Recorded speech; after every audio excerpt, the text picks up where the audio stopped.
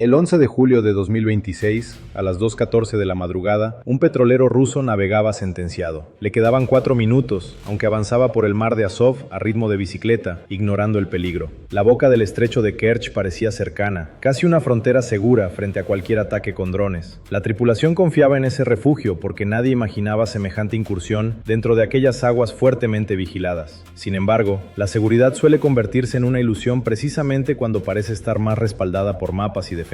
Aquella noche, 28 FP-2 ucranianos recorrían el mar en la oscuridad, rozando las olas con sus vientres. Habían partido desde rampas situadas a más de 300 kilómetros, pequeños triángulos grises equipados con una ojiva frontal. Sus motores sonaban ásperos, pero cada aparato costaba menos que el coche de segunda mano de tu tío. Eran máquinas baratas, feas y aparentemente rudimentarias, preparadas para lograr algo nunca conseguido allí por ninguna flota convencional. En sus cámaras térmicas crecía la silueta de un petrolero, perteneciente a la llamada Flota Fantasma rusa.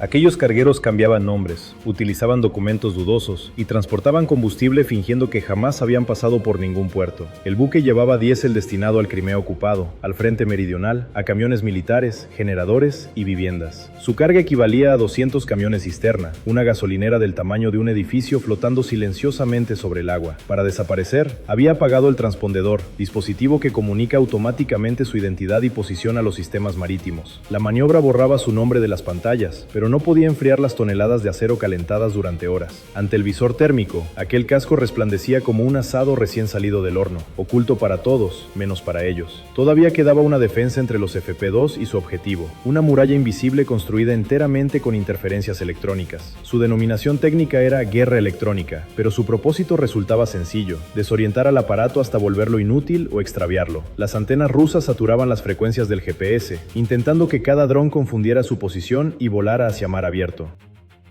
Contra numerosos sistemas funcionaba, porque perder las coordenadas puede ser tan definitivo como recibir directamente un disparo enemigo. Sin embargo, los FP-2 incorporaban navegación inercial, brújula autónoma y giroscopios capaces de registrar continuamente cada movimiento realizado. Calculaban su recorrido como quien atraviesa una casa completamente oscura contando pasos, giros y distancias sin tocar las paredes. Además, cambiaban de frecuencia varias veces por segundo, impidiendo que la interferencia permaneciera enganchada a un canal estable. La costosa cúpula electrónica rugió sobre el estrecho, mientras aquellos artefactos económicos continuaron sin desviarse siquiera un solo grado. Rusia no confiaba únicamente en aquel estruendo electromagnético, porque sus petroleros eran lentos, vulnerables y demasiado valiosos para abandonarlos. Por eso mantenía escoltas con ojos reales, y aquella madrugada uno de esos vigilantes patrullaba desde el aire. Era un K-27, helicóptero concebido hacía unos 40 años para localizar submarinos bajo las aguas soviéticas. Ahora describía círculos monótonos alrededor del grupo de petroleros, buscando amenazas mucho menores que sus antiguas presas submarinas. Volar pegados al agua permitía a los drones esconderse de radares terrestres, tras la curvatura y el reflejo marino. Pero desde arriba, contra la espuma clara, cualquier forma oscura avanzando obstinadamente podía delatarse con facilidad preocupante. El visor térmico instalado bajo el K-27 mostró varios puntos extendiéndose como un abanico directamente hacia los buques. No era una falsa alarma ni un eco perdido, y el piloto comprendió inmediatamente que debía escoger entre demasiados blancos. Los operadores ucranianos, situados a 300 kilómetros, observaron la aproximación del helicóptero mediante las transmisiones de las cámaras embarcadas. La formación se deshizo enseguida. Unos aparatos viraron, otros descendieron todavía más, y varios comenzaron trayectorias irregulares e imprevisibles. El mar dejó de ofrecer un grupo ordenado y presentó numerosos objetivos separados, cada cual alejándose por su propio rumbo. Un único cazador no podía perseguirlos simultáneamente, y esa limitación convertiría cada decisión correcta en otra oportunidad perdida. El piloto eligió el FP-2 más próximo, bajó casi hasta las olas y redujo drásticamente su velocidad de avance. Para distinguir un blanco tan bajo debía permanecer grande, lento y previsible, justo como preferiría encontrarlo cualquier enemigo armado. El tirador abrió la puerta lateral, afirmó un PKT de 7,62 milímetros y disparó contra la pequeña silueta. El FP-2 se desintegró antes de tocar el agua. Una pantalla ucraniana quedó negra, pero todavía continuaban 27 aparatos. Mientras el K-27 destruía aquel objetivo, los restantes siguieron avanzando fluctuando, separados como un banco de peces atacado por un tiburón. Podía derribar otro, quizá dos con suficiente combustible, pero cada persecución acercaba decenas de amenazas hacia aquello que protegía. La paradoja era incómoda. Para cazar eficazmente, el helicóptero debía exponerse hasta poder convertirse también en presa fácil. Ucrania ya había preparado precisamente esa trampa mediante sus embarcaciones no tripuladas Magura V-5, armadas con misiles soviéticos adaptados. El R-73 había nacido para combates aire-aire, guiándose hacia el calor producido por los motores de aeronaves enemigas. Instalado sobre un Magura V-5, aquel misil dejó de mirar desde el cielo y comenzó a apuntar hacia arriba. Así se produjo, según lo anunciado, el primer derribo histórico de un helicóptero ruso por un barco no tripulado cerca de Crimea. Tras varias pérdidas semejantes, Rusia mantuvo muchos helicópteros en tierra, demostrando que también el miedo puede imponer una zona de exclusión. Aquel K-27 realizaba una misión que pocos aviadores navales deseaban aceptar, y su tripulación decidió no prolongar innecesariamente la exposición. Giró con cautela, agotado el primer ataque, mientras los 27 puntos calientes continuaban aproximándose a los petroleros agrupados. Antes de retirarse hacia tierra, el piloto recurrió al único recurso útil que todavía conservaba: transmitir una advertencia urgente. Pulsó la radio y comunicó que se acercaban 12 drones, una cantidad suficiente para despertar todas las dotaciones cercanas. En pocos segundos, los puentes cobraron vida, aparecieron focos, y hombres armados corrieron apresuradamente hacia las barandillas exteriores. La información llegaba tarde, pero incluso una alarma tardía puede transformar la espera silenciosa en un pánico perfectamente organizado. Los petroleros no navegaban dispersos, sino reunidos estrechamente en mitad del mar de Azov, casco junto a casco. Eran aproximadamente 20 buques oxidados concentrados en poco espacio, una decisión económica que ahora empezaba a parecer peligrosamente irreversible. Mantenerlos juntos reducía los recursos necesarios, pues un solo helicóptero podía vigilar alrededor de 20 barcos durante una patrulla. Si esos mismos petroleros se repartieran por todo el mar, protegerlos exigiría 20 helicópteros que Rusia sencillamente no tenía. Frente a submarinos o misiles aislados, aquella concentración podía incluso considerarse racional, eficiente y relativamente fácil de defender. Las doctrinas militares funcionan mientras el enemigo acepta plantear la batalla prevista, algo que los ucranianos claramente no pensaban hacer. Esa madrugada no llegaba un submarino ni algún proyectil extraviado, sino 27 drones capaces de seleccionar objetivos individualmente. Para ellos, la proximidad entre cascos no representaba una defensa, sino una abundancia extraordinariamente cómoda dentro del mismo encuadre. Cada petrolero protegía involuntariamente al atacante, porque obligaba a los defensores a dividir su atención entre amenazas simultáneas y direcciones distintas. Lo que ahorraba escoltas también multiplicaba las posibilidades de impacto, una contabilidad sencilla que ningún capitán deseaba comprobar personalmente. Las luces permanecían apagadas y los transpondedores mudos, pero 20 enormes depósitos flotantes ocupaban prácticamente el mismo cuadrado del mapa. Bastaba que uno ardiera para iluminar al siguiente, calentar sus cubiertas y revelar todos los perfiles escondidos alrededor. Los focos comenzaron a barrer el agua negra, mientras algunas ametralladoras disparaban contra posiciones donde ya no quedaba ningún aparato. Nadie miraba exactamente hacia el punto correcto, porque la oscuridad convertía cada ruido en amenaza y cada reflejo en engaño. Entretanto, los FP-2 descendían hacia la línea de flotación, donde el acero era más vulnerable y cualquier brecha resultaría devastadora. Rusia había reunido allí combustible para vehículos militares, generadores y hogares, confiando en una protección diseñada para otros ataques. Esa confianza había convertido un convoy eficiente en una única trampa inflamable, preparada por sus propios cálculos logísticos y defensivos. 20 barcos cargados ocupaban una casilla, Rusia había servido la mesa, y solamente faltaba encender el primer fuego. La primera llama llegó cuando un FP-2 cruzó bajo los disparos y buscó la línea de flotación. En su cámara, el mar parecía ceniza inmóvil, mientras el casco caliente crecía hasta ocupar el encuadre completo. Los artilleros seguían castigando sombras equivocadas, incapaces de acompañar aquella silueta mínima pegada al agua negra todavía. El operador corrigió apenas el rumbo, apuntando donde la chapa ofrecía menor espesor y peores consecuencias internas. Medio segundo antes del impacto, la transmisión mostró metal oxidado, inmenso, cerrando definitivamente todo el encuadre visible. Después, la ojiva abrió el costado, liberando combustible al aire y levantando fuego por encima del buque. La física no necesitó dramatización. Una brecha inferior transformó carga protegida en un incendio vertical inmediatamente incontrolable.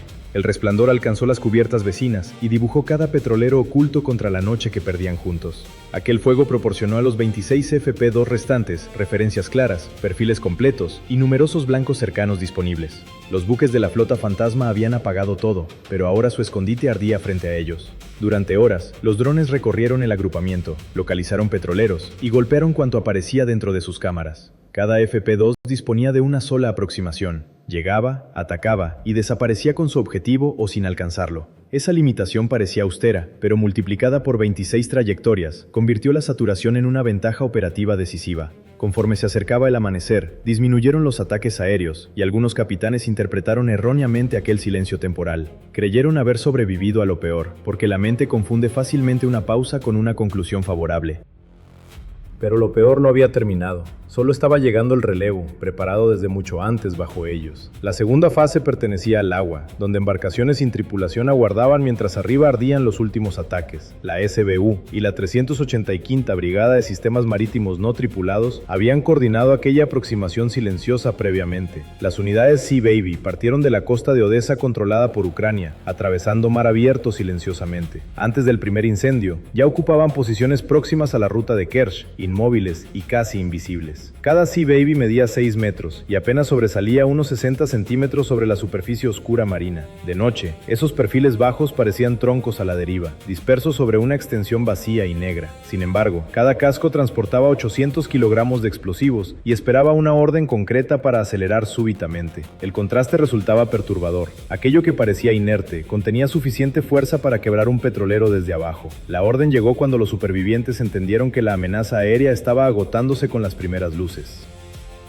Entre ellos continuaba navegando el Blue, otro petrolero entre los buques de la flota fantasma rusa supervivientes. Su capitán eligió la única salida aparente, avanzar hacia el estrecho de Kerch antes del nuevo ataque. Allí comenzaban aguas menos profundas y la costa protegida por sistemas Pantsir parecía ofrecer refugio inmediato posible. Los motores entregaron toda su potencia, aunque un petrolero cargado avanza con la urgencia de un edificio. Frente al Blue, varios Sea Baby abandonaron entonces su espera silenciosa y encendieron motores en rápida sucesión. Así comenzó una persecución desigual. Detrás quedaban humo y fuego. Delante, Kerch prometía seguridad costera cercana todavía. La distancia podía disminuir para ambos, pero solamente las embarcaciones pequeñas tenían velocidad suficiente para decidir cuándo. Los Sea Baby convergieron a 90 km por hora, mientras el pesado Blue apenas conseguía mantener rumbo. Desde el puente, un vigía distinguió finalmente varias estelas rectas, cerrándose sobre el costado como una tenaza. Gritó la alarma y el capitán ordenó virar, zigzaguear, mantener cualquier rumbo menos uno estable y previsible.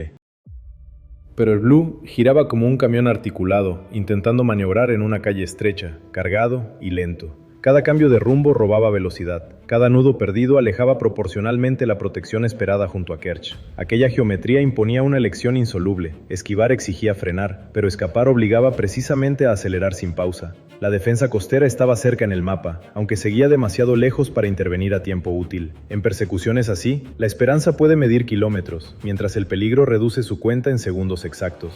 En la proa de cada Sea Baby, 3 sensores de contacto aguardaban presión física para iniciar la detonación. Desde el Blue aparecieron las luces de la costa de Kerch, próximas, nítidas y dolorosamente alcanzables todavía. Alguien en el puente debió pensar que llegarían, porque la cercanía vuelve convincente cualquier posibilidad remota favorable. No llegaron. El primer Sea Baby alcanzó la línea de flotación a máxima velocidad bajo el costado. Los 800 kilogramos de explosivos abrieron el casco desde abajo, precisamente donde ninguna reparación improvisada bastaría después. El impacto levantó agua, acero y combustible, cortando el avance del petrolero antes de alcanzar protección costera. Durante unos segundos, el Blue conservó movimiento residual, inclinado ya hacia la herida recién abierta bajo él. Aquella inercia no significaba supervivencia, solamente presentó el mismo costado al segundo atacante que aceleraba desde atrás. Segundos después, otro Sea Baby golpeó ese mismo costado, acumulando destrucción sobre la primera brecha todavía abierta. El Blue se detuvo, adquirió fuerte escora, comenzó a arder y derramó su carga alrededor del casco. Sus motores ya no podían llevarlo otro metro. El mar entraba mientras su carga escapaba incendiada alrededor. El incendio se reflejó sobre las mismas luces de Kerch que orientaban aquella huida desesperada hacia tierra. La protección permanecía visible, pero la distancia restante dejó de importar cuando desapareció toda capacidad de avanzar. Ver el destino no garantiza alcanzarlo. A veces solamente ofrece una medida exacta de la derrota sufrida. En el centro ucraniano, el nombre Blue pasó a una lista creciente de objetivos alcanzados esa noche.